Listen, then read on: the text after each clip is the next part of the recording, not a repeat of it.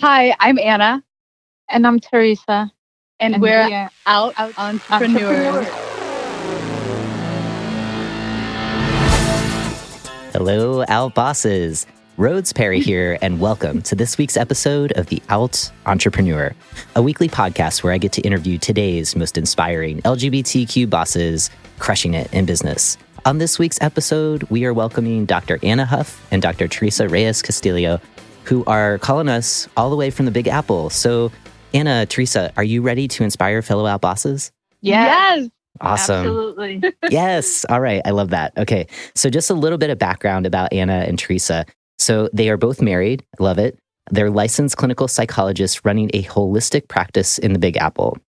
And they go one step further beyond psychology, taking their clients into an evolutionary meditational inner journey through soul coaching in collaboration with a clairvoyant, a medium, and an energy healer. And they are also recent authors of Awaken Love, who the book was published earlier this year by friend of the show, Jen T. Grace's company, Publish Your Purpose Press. And their book helps readers gain a greater level of intuitive awareness about the soul connection that exists within all relationships. Wow. Okay, so I love what you're doing. I'm curious because there's a lot to that intro. There's a lot to it. So why don't you all, Anna, Teresa, why don't you all kick us off and just tell us a little bit more about your practice? And it sounds super unique, but in your own words, what makes it unique? I think it's really innovative just because we've taken the time to really establish it and really make it our own. So we started our practice here in Ridgefield, Connecticut. And it took us a while to figure out what we wanted to do with psychology because we knew that we did not want to be traditional. And so, with that, we kind of tried to figure out what exactly we did want to do. And so that really went into what was consistent with us and what we felt we could provide as people and as psychologists and what was congruent with us.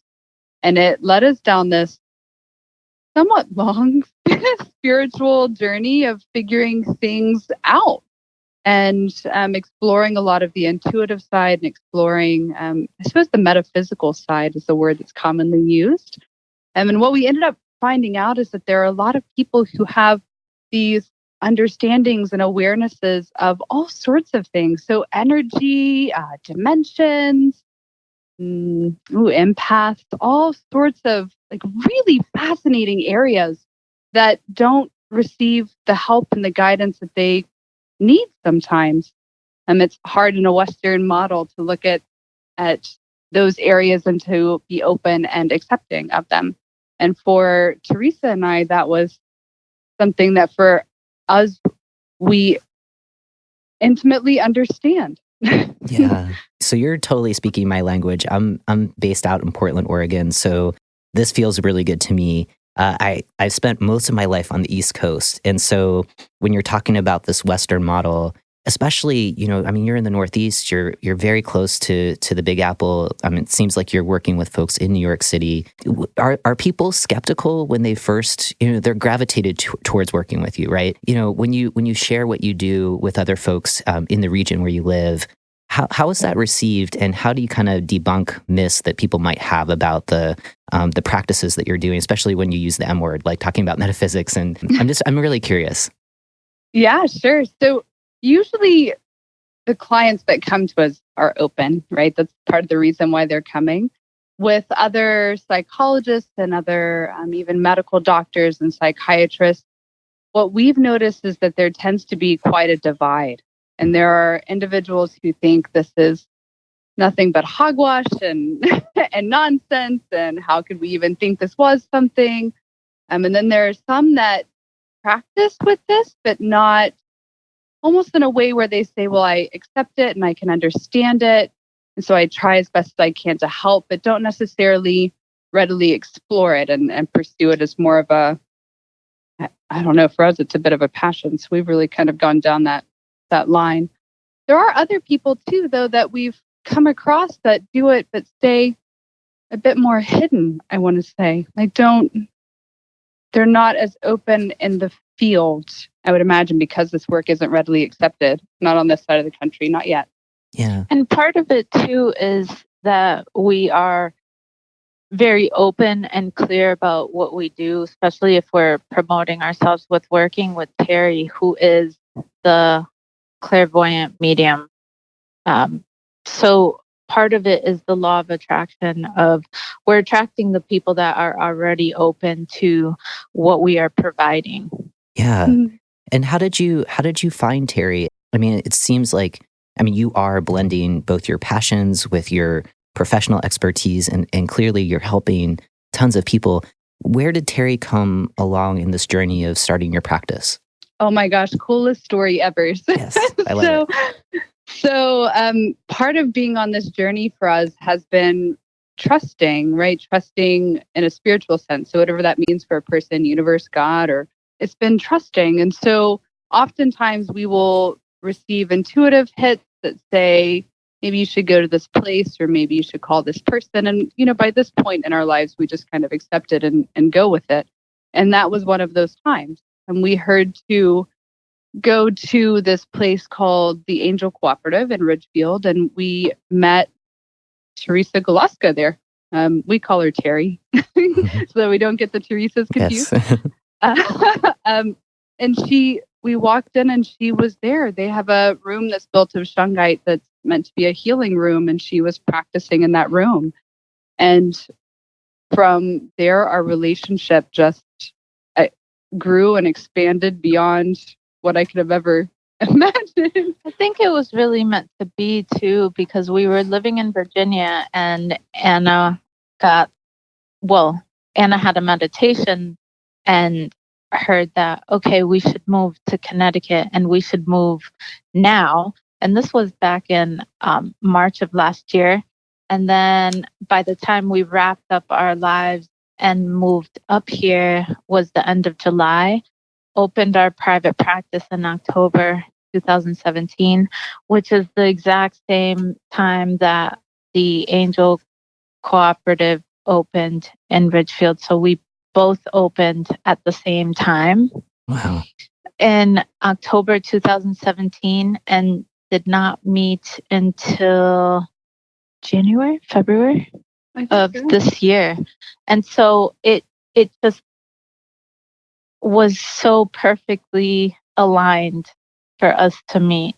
I love this. Yeah.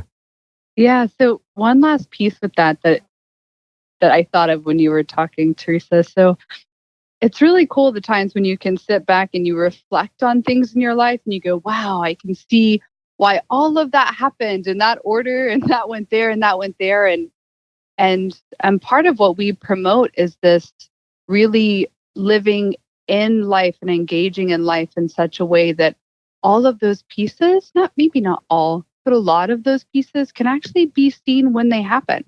And those connections can be found in the moment. And we don't have to wait for a year down the road and reflect back and go, man, I wish I knew that then. And right, if we truly engage, we can have that understanding. We're capable of that as people. Yeah. Well, I love in your practice, you're focusing in, and it seems like, and correct me if I'm wrong, but you're helping folks that you are working with their own intuition and trusting that. And it seems like you're living that. I mean, that's the kind of the origin of your practice is, and congratulations. And it's over a year, right? Of being. Yes. Awesome. Yes. That's like a huge milestone in small businesses. So congratulations on that. I'm curious, and you just put out a book, Awaken Love, and working with one of our close friends of the show, Jen T. Grace. In that book, a lot of it's a blend of your personal story of how you all met. Does it also feature aspects of the business that you're doing now? And if so, how has the book helped you just kind of grow your practice, if it has? I think the answer to this is actually kind of complex. Okay. But I'm going to go forward with it. So, yes, the book has helped tremendously. So the book, it's an honest story about Teresa and I and what we went through. We are twin flames, which some people know what that is. It's two halves of a soul. And so our relationship was not easy, nor should it have been. And so our book is a very honest internal portrayal of what it's like to go through that and to understand it, particularly from a perspective of both being psychologists, so knowing what the process is and being able to use the right language to help others get it too, and to familiarize people with, okay, I'm not going crazy and everything's okay and it's all right. And so our book goes all the way through when we opened our practice. That's in our book and our journey with opening our practice. And in the very beginning, when we opened our practice, we were not fully in touch with our intuition. I'm sure there's plenty more to open up. Life always keeps expanding. But in the very beginning, we were not certain about this path and helping individuals in this way. So it goes through that process of what it's like to accept one's own intuition and the depth and the complexities that goes through, and not only understanding and accepting that as an individual, but also within a relationship. Ultimately, the book will help us. And it's interesting because, okay, so we wrote the book in February. We published the book in September of this year. And part of it is allowing it to get out there, be dispersed, and people kind of having time with it and reading it and seeing what it's all about. And at the same time, we've been getting, the majority of our clients have been struggling with or working through or working with twin flame issues. So has the book helped us get those clients? I think it's happened just because it's meant to happen. I think the clients have had those issues that were drawn to us specifically because we are in that and experiencing that. Yep. And I think, as an aside, the book has helped with those issues after they have found us. Yeah, well, congratulations. I mean, that's such a quick clip of, you wrote a book in February, it's published in September. That's huge. So I just want to acknowledge that. And in the midst of starting a business, right? I mean, you're in your first year, you have your first year under your belt. You were doing that in your first year. So that's amazing. It's interesting talking about twin flames, right? And I guess, I mean, you've busted a myth that I've had about twin flames, where it's like, oh, you find your twin flame and everything is great. And it was interesting, right? Like what you're both describing as, like, this is a really challenging, not easy process, right? And so I don't know that much about it, and I'm not sure, where my audience is at. But can you, like, Cliff Notes version, like, why is it hard? And maybe this is obvious to you, but I think it would be helpful for the audience. Sure. So really fighting to go first. So it's like you have very opposing characteristics. So all of the pieces of myself that I know are there, but I don't readily let out and kind of choose to keep at bay. And those are a lot of the characteristics that Teresa has. And Teresa's the same way. So a lot of the characteristics that she chooses, no, I don't really want those. And she kind of like pushes them down. I have those. So we have very opposing characteristics and viewpoints and opinions. And it took us a long time to learn that it wasn't about kind of butting heads with that, but instead using those to intertwine into one idea or one concept or one view, or using it as if it's two sides of one picture. That's a really good way to describe it. So it's like we have one picture and it's been ripped in half, and I only have half of it, and Teresa has the other half. And if we don't work together, we're literally missing part of our own picture because we each have the other half. Some people also take this into a view of past lives. So it just kind of depends where somebody goes. But twin flames often bring up past life issues because twin flames have often lived in many lives together. And so that's something that is typically areas that come to the forefront that people try to work through and figure out. But it's difficult when you have two people that are so intensely connected. Hope that makes sense. Yeah, no, it does. And Teresa, are there other elements that we should, because you do balance each other out. So yes. Yeah. So part of what we tried to do with our book is section it off. So initially it's in 3 parts. The first part is us really coming together really strong. And it was this magical, perfect, we met and everything was just this magical wonderland that we never could have imagined existed. And shortly thereafter, we just kind of went through hell. and part of it was there wasn't any hiding. So like we saw each other genuinely and truly for who we were. And because people have things like defenses and people find ways to cope with life. And when we got together, it was great and it was perfect and it was good until we had to kind of face each other as humans. I think initially we saw each other and our souls were so attracted that we kind of bypassed this whole, okay, I'm a person and you're a person. And looking back on it, we almost kind of re-entered our bodies and we're looking at ourselves as real people. And we couldn't hide behind the stuff that we were pulling with other relationships or with other people that would fly. We just couldn't do the same things. And so that's what made it rather interesting. Yeah, I get what you're saying at probably a very elementary level. I guess my takeaway is it's almost like that mirror, right? Like when you're in relationship with someone else or other people, that mirror is reflecting back some of the things that are within you, right? That you're resistant to. It sounds like twin flames allow you to kind of work on those pieces that you might be repressing in yourself.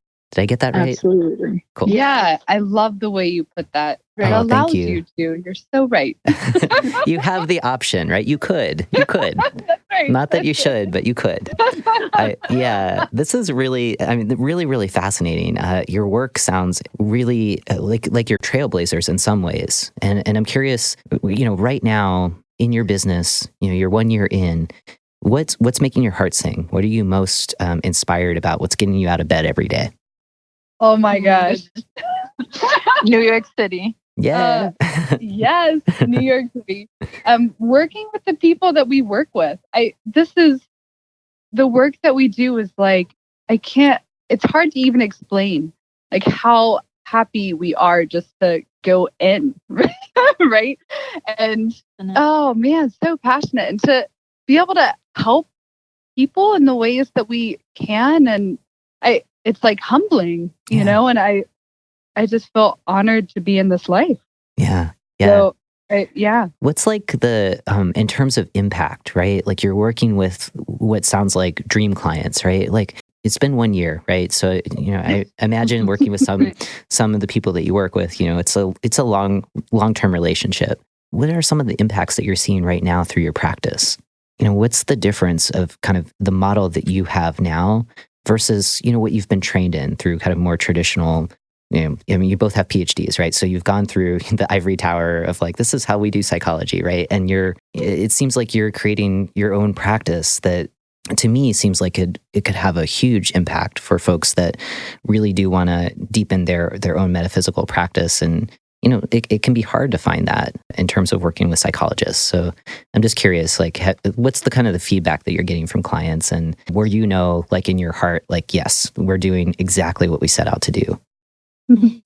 We've kind of noticed how fast people are progressing.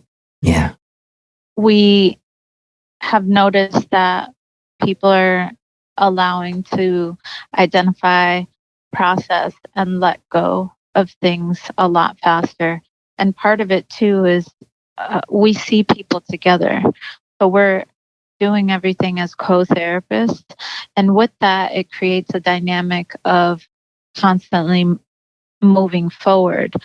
There's not a point of stagnation just because when one of us stops, the other one picks up and we keep going with what's happening in the room.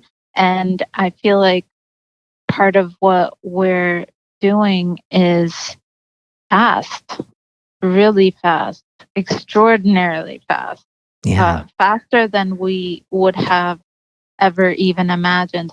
And there are things like short-term therapy and a scientific evidence-based model that is for shorter term cases that is kind of really established in the field of psychology for kind of doing things quickly. And at the same time, that model and that modality is a bit more kind of hitting at the surface of what is truly going on for the person. And we're finding that the traditional psychology is just really taking too long. Mm-hmm. So we have taken the traditional and just completely fast tracked it. And it's a lot to do with the metaphysical stuff as far as energetically letting go of the childhood wounds. By first we all identify them. We process it. Okay, is there anything you need to learn about that? And then we have to release it in order to move forward. And there's not this catering to, well, what else can you learn? Or we're trying to not have people fixate on the fact that, okay, maybe I didn't get the best parents that I needed or wanted in my childhood. Okay, let's move on. Yeah. But by allowing it to be a whole process and genuinely letting it go. Yeah. Okay, so to add to that, because that was amazing. Yes.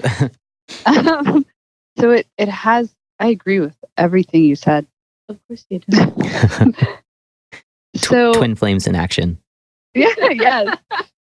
I will say that no fail what happens for a person, no matter what they're coming in for. Like I keep thinking about this, like what's an overarching, right? Because we're trying to develop theory around this and to really outline it, right? So that other practitioners can use this because of the benefits we're seeing and that clients are experiencing. And so it seems like individuals are able to move further along their life path. And then I think about that and say, what does that even mean?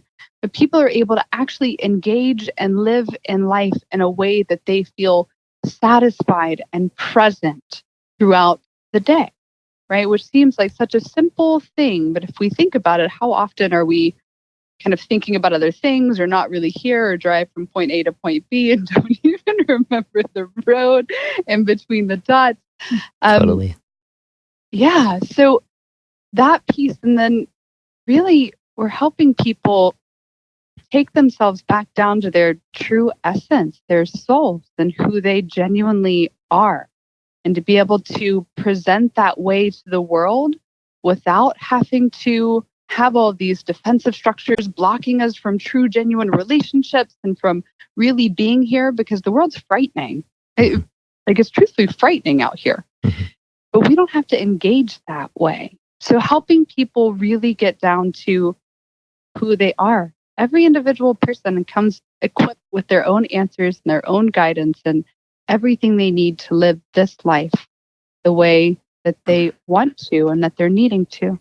Yeah. I think that's part of what we help people with too. That is so beautiful. And it's, I'm thinking of more kind of traditional therapy where so much of it relies on talking, right? And kind of what you were saying, where I mean, you're identifying, things that have happened in the past, right?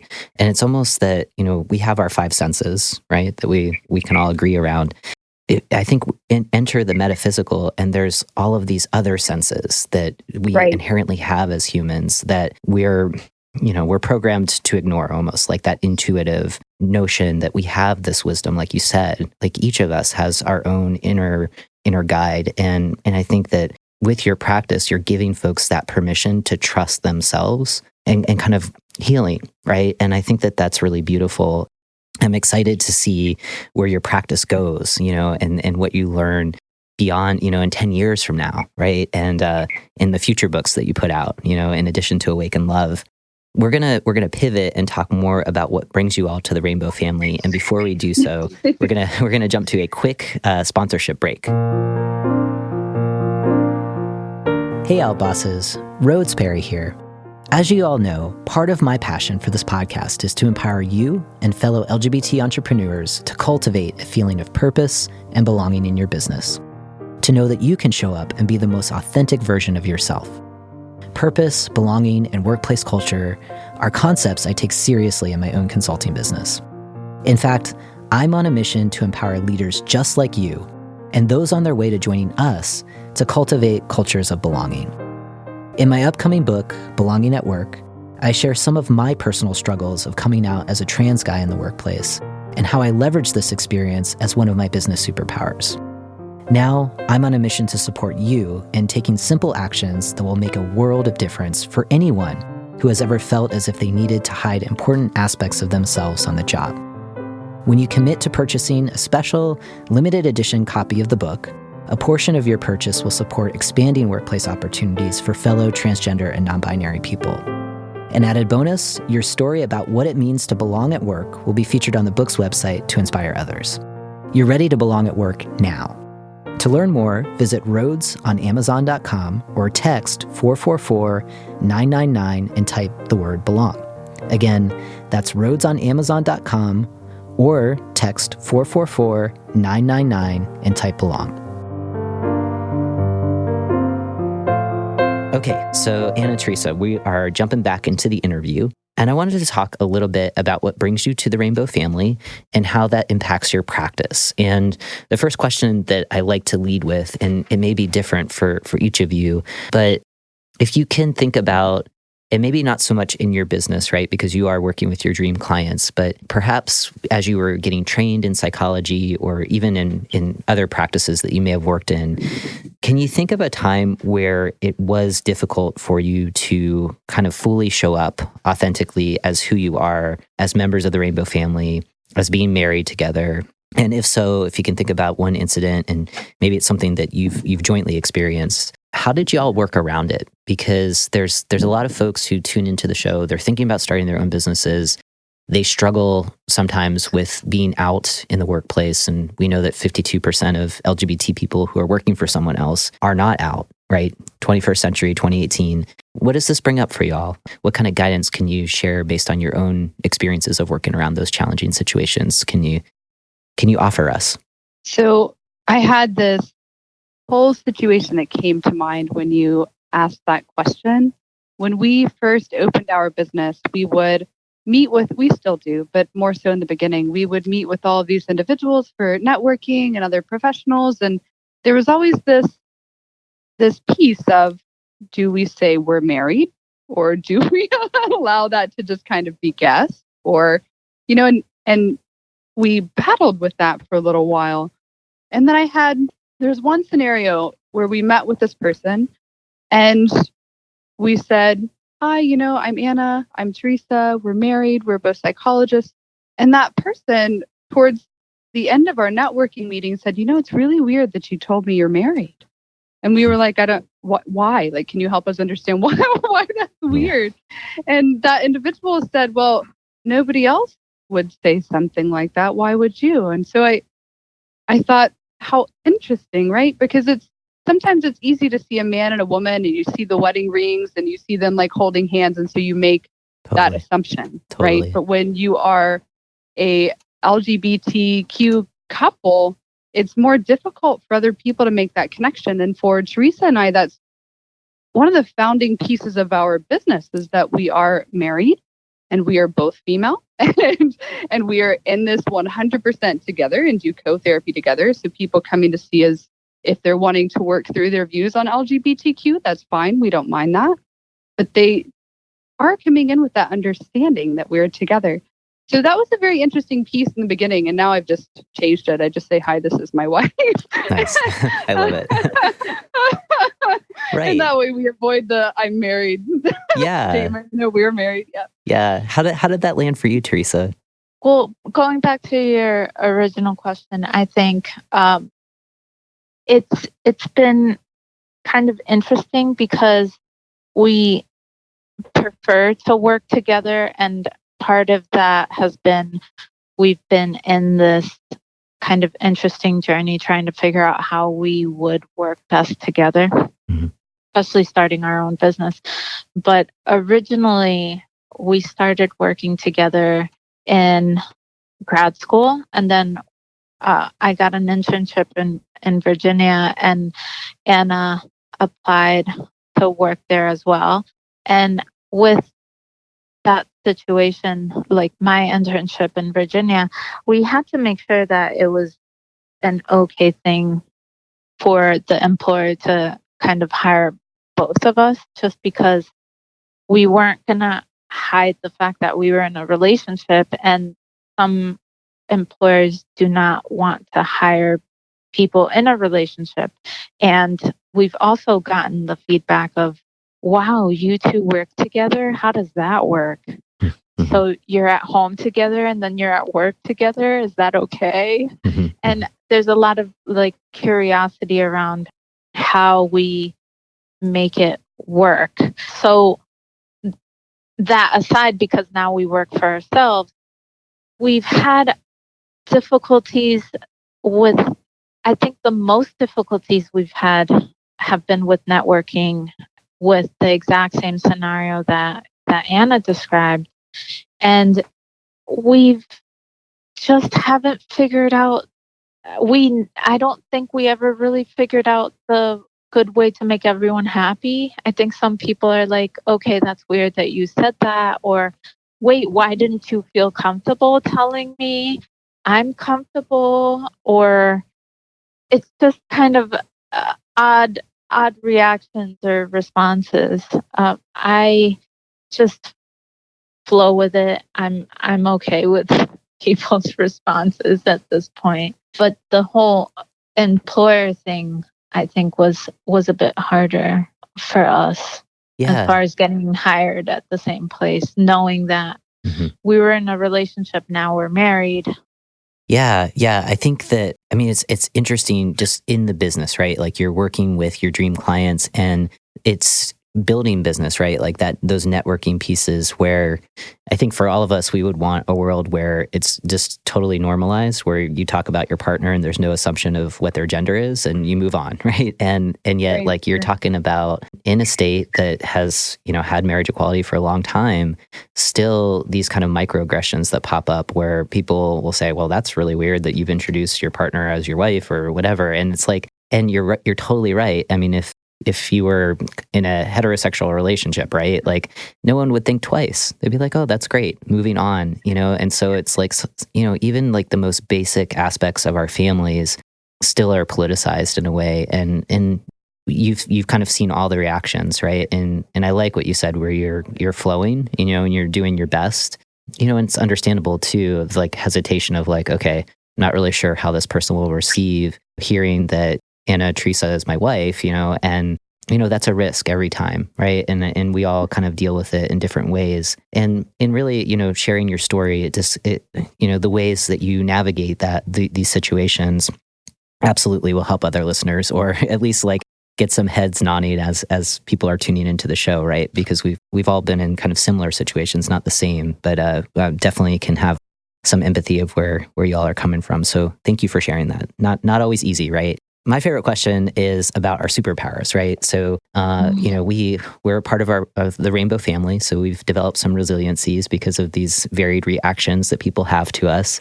And I'm curious for both of you, Anna Teresa, from your lived experiences, do you feel that you have some competitive advantage of being a part of the rainbow family when it comes to building your businesses? And if so, what are some of those superpowers? Oh my gosh. Okay, so this is what came to mind. Yes. So we are a married lesbian couple. Teresa is from Peru and I'm from Southern United States. So we're multiracial lesbian couple. Yeah. So that also can throw people sometimes. I think that those differences are just the basic of that is so astounding because other people come in to look at us, right? 'Cause we all look at each other. They come in to look at us, and it's for some people almost this relief of like, oh my gosh, surely you'll understand my differences, right? Like I can see yours. Yes. You're open with yours. Yes. So surely then you would understand what mine are. So I think on some levels it helps drop people's guard, right? I don't know. I felt like that was so simple, but it just seems so significant Yeah. to me. It's huge. It's huge. My partner is a therapist as well, and so many times people will outreach her for referrals for culturally responsive therapy, right? So a woman who might be a person of color is looking for a therapist who's a woman who's also a person of color, and it's really difficult sometimes to find that. So for people to see you as a multicultural couple, just like you said, kind of visibly making assumptions, hopefully they're on the right track, but there is that relief of like, okay, I'm looking for this kind of therapist. I'm looking for this kind of practice on top of the fact that you're also open to models outside of a Western model. Yeah, I could see that that's like a huge way of giving a competitive advantage over other practices that might be in the area. And Teresa, I feel like you're going to say something. So part of it too is there's so many things that make us interesting. Like we're working with a clairvoyant medium. We're doing things that are so kind of innovative. I think that part of it is getting past all of the human holdup within our work, that it's not really an issue, which is such a beautiful thing because the whole premise of our practice is to be genuine and truly who we are. And in that sense, we're so focused on having a soul connection that our souls don't have gender, our souls don't have race or religion or creed or anything of that nature. We are essences in a body. And the whole focus of our practice is to connect on this other level. So part of what's wonderful about it is kind of missing all of the like human details along the way to connect on this higher level, where we've actually gotten feedback from someone that said, initially I thought a lesbian couple, I don't know how I feel about homosexuality. But then we started working and it was kind of like, it's totally irrelevant. Yeah. Yeah. Oh, I like what you're saying about the soul, right? And in terms of your practice, I mean, you're centering what you're doing around the essence of the soul and kind of what our commonalities, our connection, this aspect of unity. And your message, I mean, to me, it just feels refreshing right now in the moment, this kind of political and cultural moment that we all find ourselves in. I can imagine for folks that are working with you that just, that can allay some of the, the walls that we have that create static between each other. Yeah, thank you. Thank you for what you're doing. Yay. Keep doing it. One additional question before we jump into our quickfire bonus round, and that is, you're 1 year into your practice, you're building out a thriving business. If you're not doing this now, what is your vision, as you become super profitable, successful, in terms of giving back to the rainbow family and thinking of those of us who might be the most marginalized within the LGBTQ plus community? Do you have, aspirations of how you might be giving back, whether it's kind of pro bono, through your practice, therapy, or, financially, volunteerism? Do you do something like that now? We actually do something like that now. So we have some clients who come to us, and some of which are in the LGBTQ community, who can't afford services. And so for those individuals who very clearly are needing a service like the one that we provide, we say, well, what can you afford? And we drop our fee to something that the person can afford. And we don't do it every time because obviously we still have to keep things up and running, but we do that. I love that. Yeah. Yeah. It's important, I think, to Teresa and I to give back. And even at the start of our business, that was important to us. And to be able to help people regardless, right? Some of us do have the money to get the services we're needing, and some of us don't. I love that. Yeah. And I think part of what we are trying to do is set an example also. Set an example of a married couple. We wrote the book in order to express that also our union and share that with people and kind of be open about our relationship in a greater sense with our clients, just because the book is very intimate.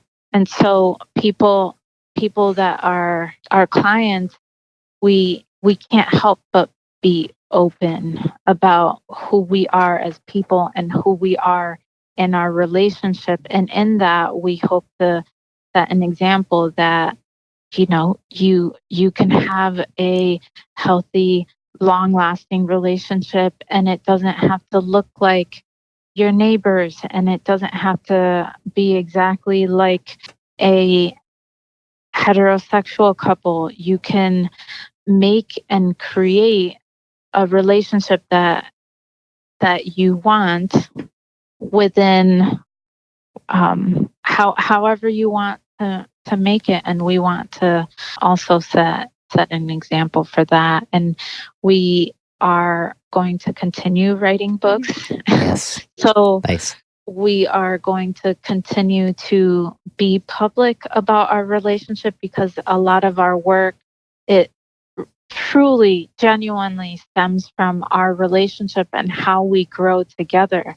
And in that sense, we want to provide people with, okay, other couples are doing it. Why can't I? Well, you can. Yeah, I think like that what you're talking about is just holding that space and being a possibility model for other same-sex couples to look towards you and to say, all right, I see them. They're happy, they're figuring it out, and we can get there too. And I think that's super, super important.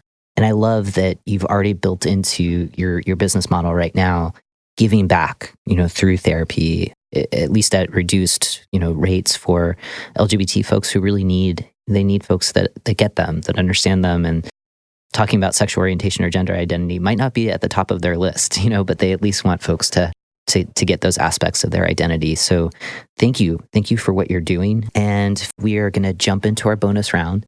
And basically what that means is we want our audience to get to know you all better.